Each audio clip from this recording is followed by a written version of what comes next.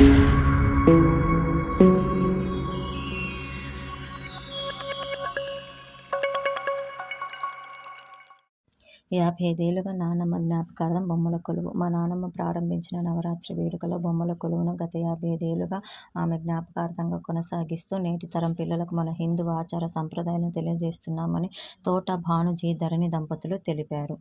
చెన్నై వలసరవాకం కనకధార వీధిలో నివాసం ఉంటున్న ఈ దంపతులు నవరాత్రి వేడుకల సందర్భంగా బొమ్మల కొలువును వైభవంగా ఏర్పాటు చేసి భక్తి శ్రద్ధలతో పూజలు చేస్తున్నారు. ఆ ప్రాంతంలో నివసిస్తున్న తెలుగు ప్రజలను వారి గృహానికి ఆహ్వానించి ఉదయం, సాయంత్రం ప్రత్యేక పూజలు నిర్వహిస్తూ సంప్రదాయ పద్ధతిలో పూజలో పాల్గొన్న వారికి అమ్మవారి ప్రసాదం అందజేస్తున్నారు. ఈ సందర్భంగా శ్రీమతి ధరణి మాట్లాడుతూ 1969లో మా నానమ్మ రంగనాయకమ్మ ఈ నవరాత్రి బొమ్మల కొలువును ప్రారంభించారు. ఆమె దగ్గర నేను నేర్చుకున్నాను. మన హిందూ మత ఆచార సంప్రదాయాలను కొనసాగిస్తూ వివిధ పుణ్యక్షేత్రాల నుంచి సేకరించిన బొమ్మలతో గత 55 ఏళ్లుగా ఈ ఉత్సవాల్లో బొమ్మల కొలువును ఏర్పాటు చేస్తున్నాను. ఇలా మా నానమ్మ జ్ఞాపకాలతో నిర్వహిస్తున్నామని ఆమె పేర్కొన్నారు. తోట భాను ధరణి దంపతులు వారి అభిరుచితో దాదాపు 80 ఏళ్ల జ్ఞాపకాలు, పురాతన వస్తువులను సేకరించి ఎంతో భద్రంగా దాచుకోవడం విశేషం. ఈ సందర్భంగా తెలుగు వెలుగు సంక్షేమ సంఘం అధ్యక్షులు అలింగం రాజశేఖర్ తోట భాను ధరణి దంపతులను శాలువాతో సత్కరించి వారి మనవళ్లకు బహుమతులు అందజేశారు. వారు సేకరించిన పురాతన వస్తువులు, బొమ్మల కొలువులు ఏర్పాటు చేసిన దేవుళ్ల విగ్రహాలను చూసి అభినందించారు. నేటి తరం చిన్నారులకు పురాతన వస్తువులను చూపుతూ ఆచార సంప్రదాయాలను తెలియజేయడంలో వీరు చేస్తున్న కృషి ప్రశంసనీయమైనదని పేర్కొన్నారు.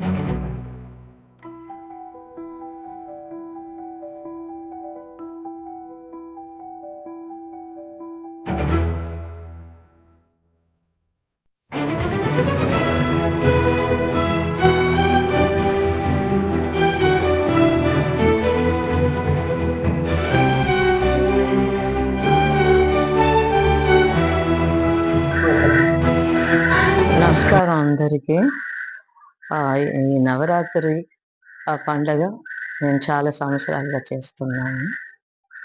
మా నానమ్మ మా కోసం స్టార్ట్ చేసింది. 1969లో స్టార్ట్ చేసాం. అప్పటి నుంచి ప్రతి ఇయర్ చేసి బంధువులు, మిత్రులు అందరినీ పిలవడం, ఈ 10 రోజులు కలవడం, అందరూ సంతోషంగా, అంటే ఒక ఫంక్షన్ అని కాకుండా 10 రోజులు ఎవరైనా రావచ్చు, అట్లా చేస్తున్నాము. ఈ బొమ్మలు ఫస్ట్ నానమ్మనే తీసిచ్చారు నాకు.